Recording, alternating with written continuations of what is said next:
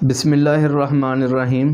الٹی کی جو تیسری صورت ہے وہ انتہائی گرمی والی ہے، کیونکہ اس کے اندر صفرا جو ہوتا ہے بائل وہ رک جاتا ہے، کیونکہ جو صفرا ہے اس کا مزاج گرم خشک ہوتا ہے۔ تو دیکھیں کیسے پتہ چلے گا کہ یہ انتہائی گرمی والی الٹی ہے، تو اس کے بارے میں کچھ علامات یاد رکھیں، انشاءاللہ فوری جو ہے وہ آپ ڈائیگنوز کر لیں گے کہ یہ جو مسئلہ انتہائی گرمی خشکی والا ہے۔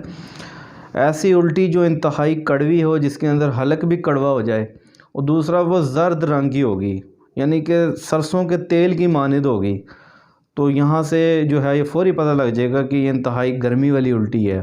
اگر مزید جو ہے علامات بتا دی جائیں تو کلیئرٹی ہو جاتی ہے۔ بعض صورتوں میں سر چکر آتا ہے، کیونکہ یرکانی کیفیت ہو جاتی ہے، آنکھیں پیلی ہو جاتی ہیں، زبان کے اوپر جو ہے وہ زرد رنگ کی پیسٹ کی طرح ایک طے ہوتی ہے۔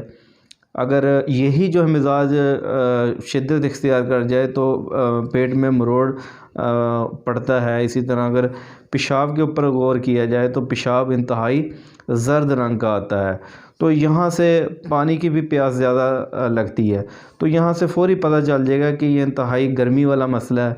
تو یہ زیادہ تر دیکھا گیا ان لوگوں کے اندر جو زیادہ گرم غذا استعمال کرتے ہیں، نشہ آور جو ہے اشیاء کا استعمال کرتے ہیں، دھوپ میں اور جو ہے گرمی کے ماحول میں کام کرتے ہیں، تو یہ ان لوگوں کے اندر زیادہ پایا جاتا ہے۔